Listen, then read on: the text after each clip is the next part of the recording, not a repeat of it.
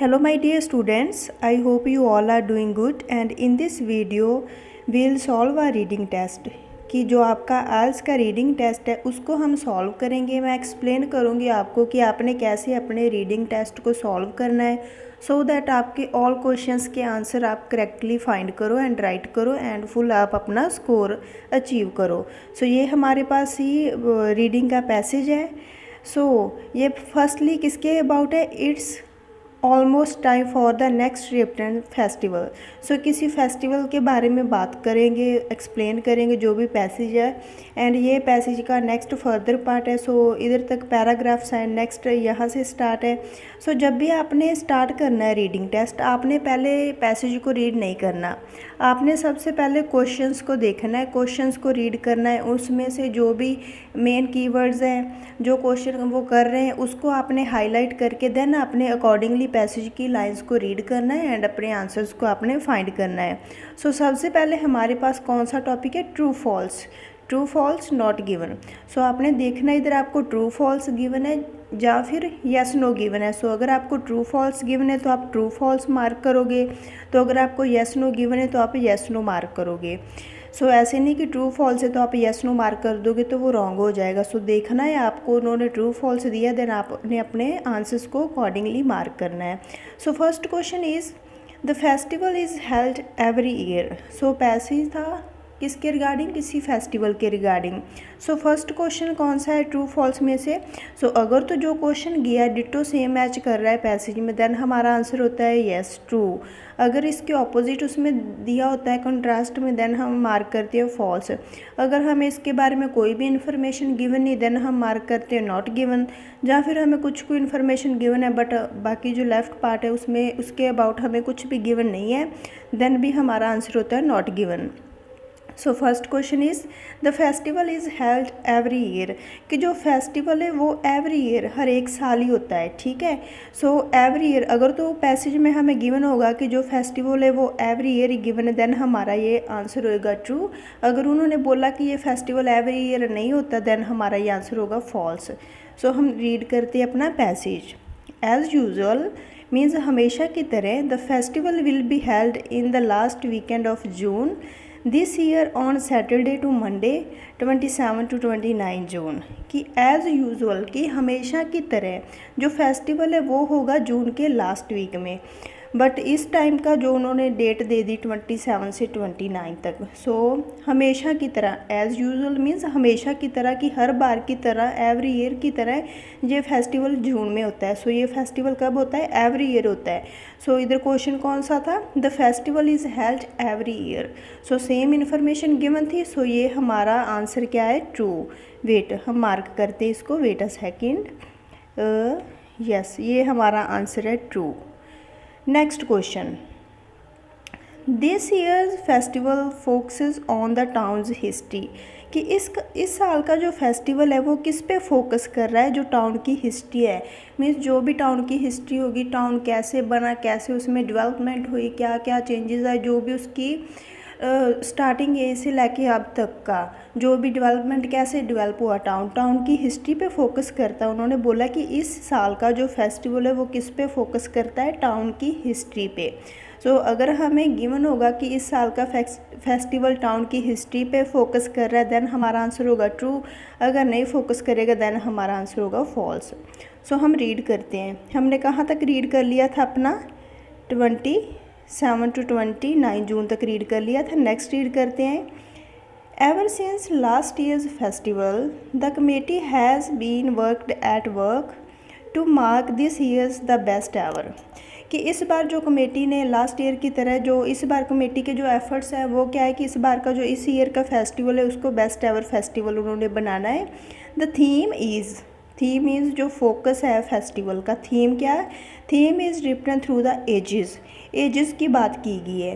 Theme क्या है कि written through the ages. So जो भी एजेस मीन्स हिस्ट्री की बात हो रही है। Scenes will be acted out showing how the town has developed since it was first established। जो सीन होंगे means scenes will be acted out showing, show करेंगे how the town has developed, कि town कैसे develop हुआ, since it was first established कि जब वो firstly establish किया गया था वहाँ से लेके अब तक कैसे डेवलप हुआ, क्या डेवलपमेंट्स आई, मीन्स टाउन की हिस्ट्री की बात कर रहे हैं। सो हम अपना क्वेश्चन देखें। उन्होंने बोला था कि जो इस साल का दिस ईयर्स फेस्टिवल फोकस कर रहा है टाउन की हिस्ट्री पे। सो सेम इन्फॉर्मेशन हमें गिवन है। उन्होंने भी पैसेज में बोला कि जो फर्स्टली इस्टेब्लिश किया गया था वहाँ से लेके कि कैसे टाउन डेवलप हुआ। सो इसका आंसर भी क्या है, ट्रू। नेक्स्ट हम देखते हैं जो goods displayed in the craft fair are unlike, कि सेम नहीं है, ones found in shops. So festival है, जब भी हम फेस्टिवल पे जाते हैं आपको भी पता, जो भी वहाँ पे फेयर होता है, जो भी स्टॉल्स लगे होते हैं, उसमें जो गुड्स डिस्प्ले करेंगे मीन्स प्रोडक्ट डिस्प्ले करेंगे वो कैसे, आर अनलाइक मीन्स सेम नहीं है, डिफरेंट है। किन से डिफरेंट है, कि जो गुड्स शॉप पे डिस्प्ले करे होते हैं, जो गुड्स शॉप पे मिलते हैं हमें, फाउंड इन शॉप्स। सो अगर तो उन्होंने बोला कि जो क्राफ्ट फेयर में गुड्स डिस्प्ले करे गए हैं वो शॉप्स में जो मिलते हैं गुड्स उनसे सेम है, देन हमारा आंसर होएगा फॉल्स। अगर डिफरेंट है मीन्स अनलाइक है तो ट्रू होगा। सो हम रीड करते हैं नेक्स्ट। सो इधर तक हमने रीड कर दिया। नेक्स्ट था but there is also plenty that up to date from the latest music to local crafts. So ये टाउन की हिस्ट्री है। नेक्स्ट हम रीड करते हैं क्राफ्ट फेयर। सो हमारा कीवर्ड कौन था craft fair. So craft fair is a regular part of the festival. जो फेस्टिवल का रेगुलर पार्ट है मीन्स क्राफ्ट फेयर है वो फेस्टिवल का रेगुलर पार्ट है। Come and meet professional artists, designers and craftsman and women who will display their jewellery, paintings, ceramics and much more. So उन्होंने बोला कि जो क्राफ्ट फेयर है वो रेगुलर पार्ट है फेस्टिवल का। इसमें जब आप मिलोगे जो प्रोफेशनल आर्टिस्ट है उनको आप मिलोगे, डिज़ाइनर को मिल सकते हो, क्राफ्टमैन हो गए, वीमेन हो गए, जो कि डिस्प्ले करेंगे अपने jewellery, paintings, ceramics and much more means other products भी। सो ये गुड्स आ गए, jewellery, painting, ceramics and much more. They will also take orders, वो ऑर्डर्स भी लेंगे। So if you want one of them to make something specially for you just ask, you will get it within a month of the festival ending. So उन्होंने बोला कि जो craft fair है इसमें जो professionals आएंगे वो अपनी jewellery, painting, ceramics and other goods को भी डिस्प्ले करेंगे। सो वो ऑर्डर भी लेते हैं एंड अगर आप कुछ भी उनमें से चाहते हो तो आप उनको ऑर्डर दे सकते हो, उनको आस्क कर सकते हो, देन वो आपको एक मंथ में वो जो प्रोडक्ट के लिए आप ऑर्डर दोगे वो आपको दे देंगे। सो इसमें इन्होंने कोई बात नहीं बोली कि जो क्राफ्ट फेयर में गुड्स डिस्प्ले करें वो शॉप्स में जो गुड्स मिलते हैं उनसे डिफरेंट है, कुछ भी बात नहीं करी। इन्होंने जस्ट बोला कि फेस्टिवल में जाओगे, क्राफ्ट फेयर में जाओ, जो भी वहाँ पे प्रोफेशनल्स हैं अपने गुड्स डिस्प्ले करेंगे। सो अगर आपको उनमें से कुछ भी चाहिए तो आप ऑर्डर कर सकते हो। सो क्वेश्चन था हमारे पास कि जो गुड्स डिस्प्ले करे हैं वो क्राफ्ट फेयर में गुड्स डिस्प्ले करें वो अनलाइक है, डिफरेंट हैं किनसे, जो शॉप्स में फाउंड होते हैं आर्टिकल्स। सो इसका ऐसा कुछ नहीं दिया उन्होंने। सो ये हमारा आंसर आ गया नॉट गिवन। सो अगर वो देते कि जो गुड्स हैं क्राफ्ट फेयर में वो शॉप से अनलाइक है, डिफरेंट, देन ट्रू होना था। अगर सेम होते फॉल्स होना था, बट इन्होंने कुछ नहीं ऐसी इन्फॉर्मेशन दी कि जो गुड्स है वो शॉप्स में जो पाए जाते हैं उनसे डिफरेंट है। Next question, the barbecue will be cancelled if it rains. So keyword कौन से इसमें से, एक तो होगी बारबेक्यू, उसको कैंसिल कर दिया जाएगा अगर रेन आती है तो, इफ़ इट रेन्स। सो हम देखते हैं नेक्स्ट। सो हमने रीड कहाँ तक किया था, पहले यहाँ तक रीड कर लिया था। नेक्स्ट हम रीड करते हैं, wait, the Saturday barbecue will start at 2 PM and continue until 10 PM। कि सैटरडे जो बारबेक्यू वो स्टार्ट कब होएगी, 2 PM पे, एंड कंटिन्यू कब तक चलेगी, until 10 PM with the bouncy castle for kids. The barbecue will be held in Palmer's Field or in the town hall if it rains. So उन्होंने बोला कि जो बारबेक्यू है वो कहाँ पे होगी, will be held in the farmers field, और या फिर कहाँ पे होएगी, टाउन हॉल में अगर रेन आती है तो, if it rains. So cancel तो नहीं ना होएगी बारबेक्यू की, हाँ जी जो प्लेस है उसको चेंज कर दिया जाएगा। सो कहाँ पे होएगी अगर रेन आती है तो, पामर्स फील्ड में या फिर टाउन के हॉल में।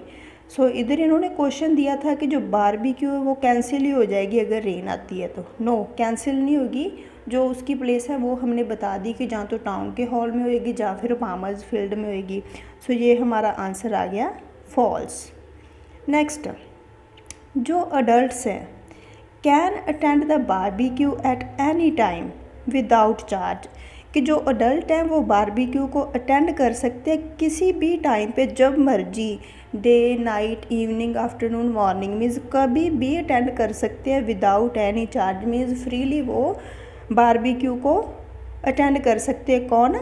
अडल्ट्स। सो कीवर्ड कौन से इसमें से? अडल्ट्स, बारबेक्यू को अटेंड करना किसी भी टाइम पे without any charge. So read करते हैं हम। सो इसके लिए हम नेक्स्ट फर्दर पैराग्राफ देखते हैं। सो हमने रीड कर लिया था इसको कहाँ तक? If it rains, so rain आती है तो वहाँ तक रीड कर लिया था। Next, book your tickets now as they always sell out very quickly, कि आप अपने जल्दी से टिकट्स है वो बुक करो, उसके रिगार्डिंग इन्फॉर्मेशन है। Entry for under 16 is free all the day, कि जो अंडर 16 है उनके लिए एंट्री, वेट, कि जो एंट्री है अंडर 16 उनके लिए फ्री है। Adults can come for free until 6 PM and पे $5 आफ्टर दैट। सो जो बोला कि जो 16 ईयर्स के नीचे हैं उनकी एंट्री तो फ्री है all day, means all time के लिए, पूरा दिन के लिए। बट जो अडल्ट हैं, हमारे कीवर्ड कौन सा था? अडल्ट्स की बात थी। जो अडल्ट्स हैं can come for free until 6 PM, 6 PM तक वो फ्रीली अटेंड कर सकते हैं, बट $5 पे करेंगे आफ्टर दैट। 6 PM के बाद जो अडल्ट्स हैं उनको $5 पे करना पड़ेगा। सो जो अडल्ट्स हैं वो अटेंड कर सकते हैं बारबेक्यू को अंटिल 6 PM तक फ्री कब तक कर सकते हैं? 6 PM तक, बट उसके बाद उनको $5 पे करना पड़ेगा। सो क्वेश्चन था कि जो अडल्ट हैं वो अटेंड कर सकते हैं barbecue at any time without charge. Any time नहीं, 6 PM तक ही कर सकते हैं फ्री विदाउट चार्ज, बट उसके बाद उनको $5 पे करना पड़ेगा। सो ये ऑल टाइम फ्री नहीं है। सो आंसर हमारा false. Next, wait, next question is amateur musicians will perform during the whole of the barbecue, कि जो amateur musicians हैं वो परफॉर्म करेंगे during the whole of the barbecue, कि जितना टाइम ये बारबेक्यू सारे टाइम के लिए कौन परफॉर्म करेगा? म्यूज़िक की बात करें तो जो amateur musicians हैं वो परफॉर्म करेंगे। सो हम देखते हैं, there will be live music throughout. So live music होगा with local amateur bands in the afternoon and professional musicians in the evening. So 2 parts में डिवाइड कर दिया, एक आफ्टरनून के लिए, एक जो इवनिंग है उसके लिए। सो आफ्टरनून में कौन परफॉर्म करेंगे? आमेच्योर बैंड और you can say musicians. And evening में कौन परफॉर्म करेगा? प्रोफेशनल है जो वो करेंगे। आफ्टरनून में परफॉर्म करेंगे आमेच्योर हैं, जो इवनिंग में जो प्रोफेशनल म्यूजिशियन है वो परफॉर्म करेंगे। सो इन्होंने बोला कि जो आमेच्योर म्यूजिशियन है वो होल सारे टाइम के लिए वो करेंगे नहीं, ये सिर्फ आफ्टरनून के लिए करेंगे एंड इवनिंग के लिए प्रोफेशनल करेंगे।